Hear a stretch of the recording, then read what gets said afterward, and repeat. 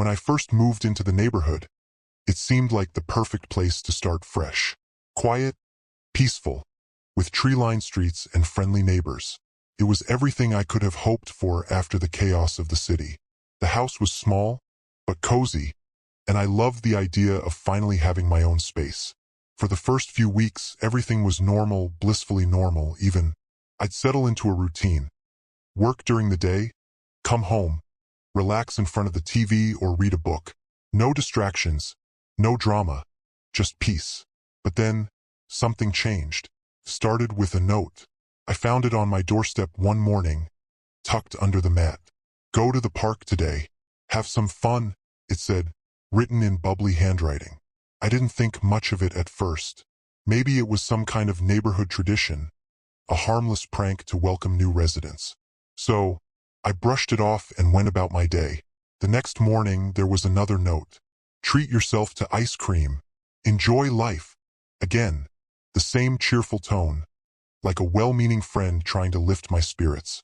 I figured it was a neighbor being nice, maybe someone who noticed I mostly kept to myself. But as the days went by, the notes kept coming. "Take a walk after dark. It's relaxing. Visit the playground. It's so much fun at night." The messages, though still playful, began to make me uncomfortable. There was something off about them. The handwriting was too perfect, almost mechanical, and the suggestions, well, they didn't feel like suggestions anymore. I began to feel like I was being watched. Every time I stepped outside, I couldn't shake the feeling that someone was lurking just out of sight, waiting for me to follow their latest, fun idea. The notes stopped feeling friendly, they felt like commands, and I had no idea who was sending them. The notes didn't stop. Every morning, I'd find a new one waiting for me, like some twisted ritual. They still tried to sound cheerful, but the innocence they once had was long gone. Each suggestion was more unsettling than the last. "Play hopscotch on the sidewalk. It's good for the soul. Take a long drive with your windows down. Don't stop, no matter what." The light-hearted tone never changed, but there was an edge to it now, something dark lurking beneath the forced playfulness. I couldn't explain it, but I knew I wasn't safe. Then came the note that really disturbed me. "Go for a walk at midnight. You'll love it."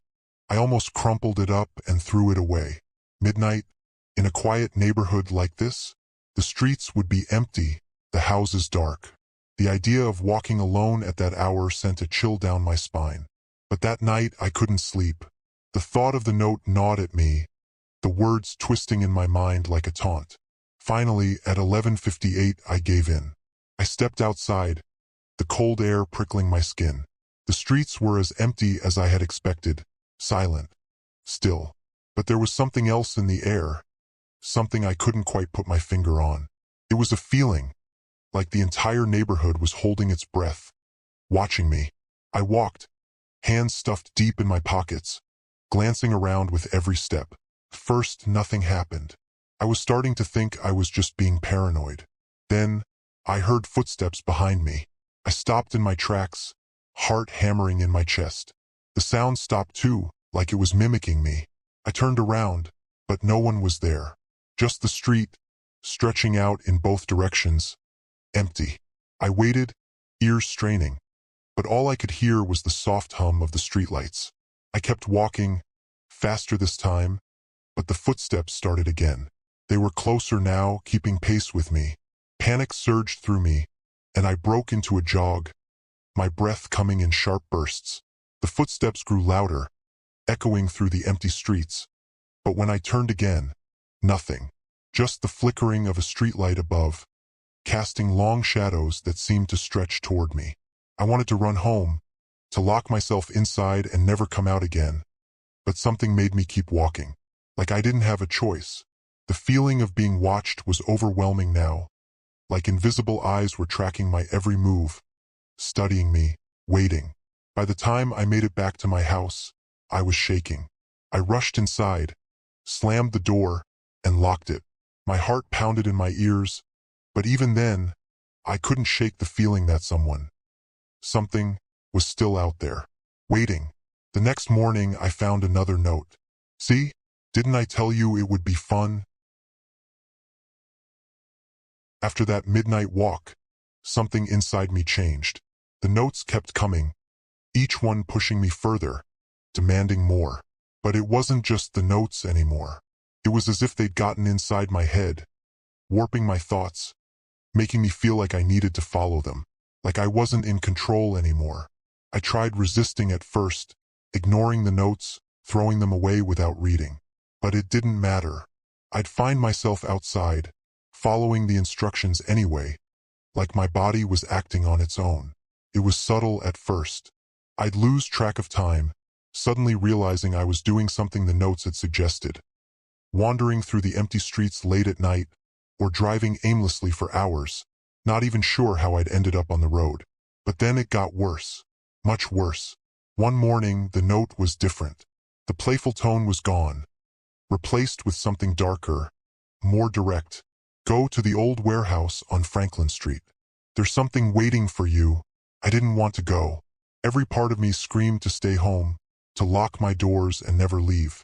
But my legs carried me there anyway, like a puppet on strings. By the time I reached the warehouse, I could barely breathe. The place was abandoned, falling apart, and the air inside was thick with dust and decay.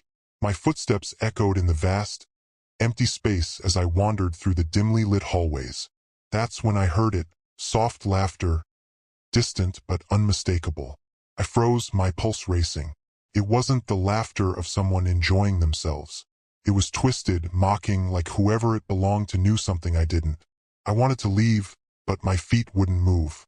The sound grew closer, and before I could react, a figure stepped out of the shadows. A man, disheveled, with wild eyes that seemed to pierce right through me. His grin was unnerving, too wide, too unnatural. "You're here for the fun, aren't you?" he asked, voice dripping with malice. I didn't answer. I couldn't. I was paralyzed, trapped by whatever force had led me there. He reached into his coat, pulling out something sharp, something metal, and I thought for sure I was about to die. But then I blinked, and he was gone. The warehouse was empty, silent. I stumbled backward, gasping for air, my mind spinning. Was any of that real, or was I losing my grip on reality? I wished that had been the end of it. But after that day, the line between what was real and what wasn't blurred beyond recognition. I'd find myself in the middle of bizarre, dangerous situations, like the time I was forced to climb a radio tower in the dead of night, the wind whipping around me, threatening to knock me off, or the time I woke up in front of a stranger's house, standing at their door with my fist raised, about to knock. Each time I barely escaped with my life, and each time I questioned if I was actually escaping, or if this was just another part of the game, another layer of the nightmare I was trapped in. There were moments when I was sure I was hallucinating, when the world around me twisted and distorted, and I'd see faces in the shadows, hear voices whispering my name. But the worst part was, I couldn't tell if it was all in my head or if I was being dragged into something far more sinister, something beyond my understanding. And still, the notes kept coming. "Keep playing. You're doing great." But I wasn't playing. I was barely surviving. I was unraveling. Days blurred into nights, and my mind was a chaotic mess of fear and confusion. The notes had taken control of my life, and no matter how hard I tried, I couldn't stop obeying them. It was like something had invaded me, pushing me into these horrifying games for its own twisted amusement. But I had no idea who or what was behind it all. That changed when I found the package. It was sitting on my doorstep one morning, neatly wrapped in plain brown paper with no name, no address. I didn't want to open it, but of course I did because that's what it wanted. Inside was a small, black device no bigger than a remote control. It had a single button and a small screen. The screen flickered to life as I held it, displaying a message that made my blood run cold. "You've been chosen. Keep playing. Chosen? Chosen for what?" I slammed the device down, but it was no use. The messages started coming through it now, no longer just notes but digital commands flashing across the screen, urging me to do things I couldn't refuse. The device was always with me, no matter how many times I tried to get rid of it. I'd throw it away, smash it. Yet every morning, I'd wake up to find it back on my nightstand, glowing, waiting. The more I used the device, the more I began to understand that this wasn't just some sick prank. I was being watched, monitored, manipulated. But by who? Or what? I started to notice patterns. Strange flickers in the lights when I followed a command. A low hum in the air when I resisted. It felt like I was being observed. Like there was something out there tracking every move I made.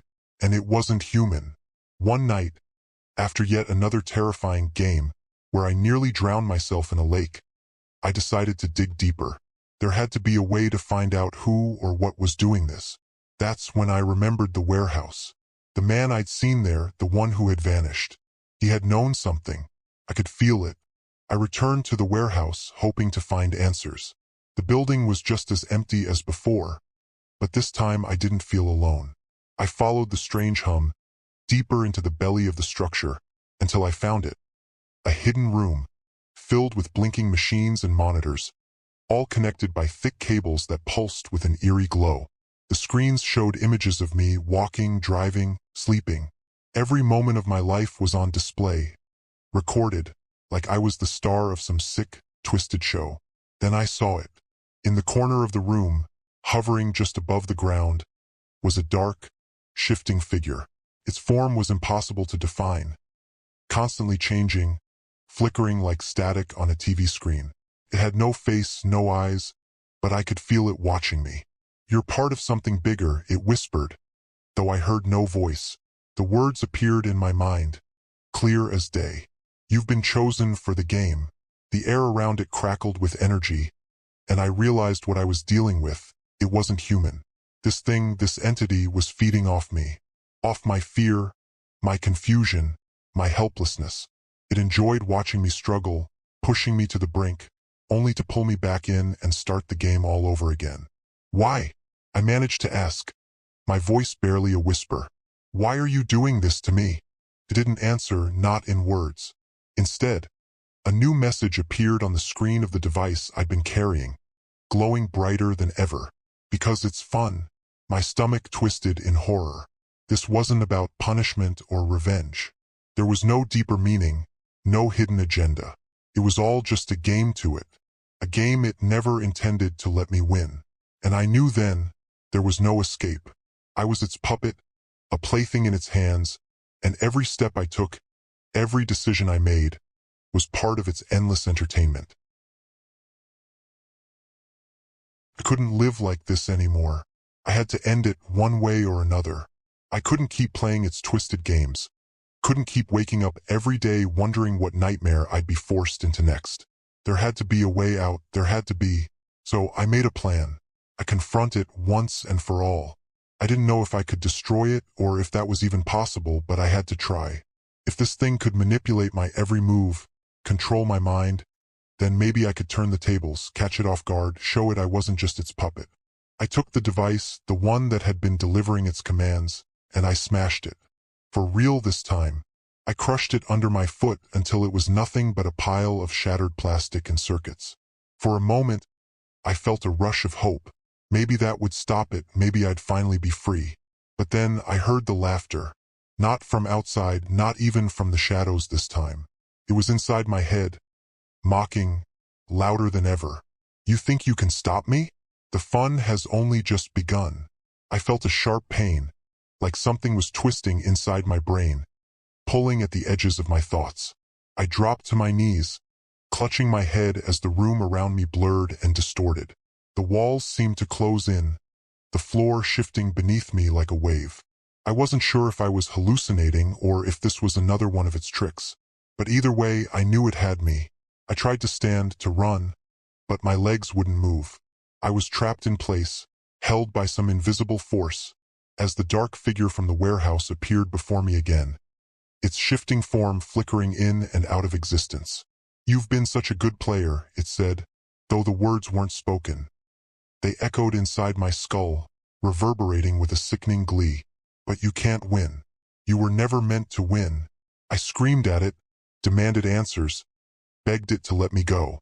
But it only laughed again, that terrible, grating sound that sent chills down my spine. Then the screen on the wall, the one showing images of me, flickered to life again. This time, the footage was different. It wasn't just following my every move. It was showing me what was next. There I was, driving down a narrow mountain road, the car speeding out of control. I saw myself hurtling toward the edge, saw the twisted wreckage that would follow. My stomach dropped. The games are getting more exciting, don't you think? The entity whispered, its form shifting closer, as if it were feeding off my terror. Let's raise the stakes. I couldn't take it anymore. The thought of living like this, being toyed with, pushed into one deadly situation after another, was unbearable. I lunged at the figure, hoping, somehow, to grab it, to fight it, to end this nightmare once and for all. But my hands passed right through it, like trying to grab smoke. Enough, I shouted. Just end it. I don't want to play anymore. For a brief moment, the laughter stopped. The entity seemed to consider my words. Then, with a voice colder than death itself, it said, "You don't have a choice." And in that moment, I understood. There was no escape. This was my life now. An endless, twisted cycle of games, each one more dangerous, more terrifying than the last. The entity didn't want me to die, not yet. It wanted me alive, trapped in its sick amusement, playing its games over and over until there was nothing left of me but fear and desperation. Resigned, I sank to the floor, my heart pounding in my chest. There was no point in fighting it. I was stuck in this game, a pawn in its hands, forced to have fun forever. The device, though shattered, suddenly reappeared beside me, perfectly intact. A new message blinked across the screen. Get ready. The next game starts soon. I stared at it, numb, knowing that no matter what I did, no matter how hard I tried, I would never be free. And this time I wouldn't be walking away.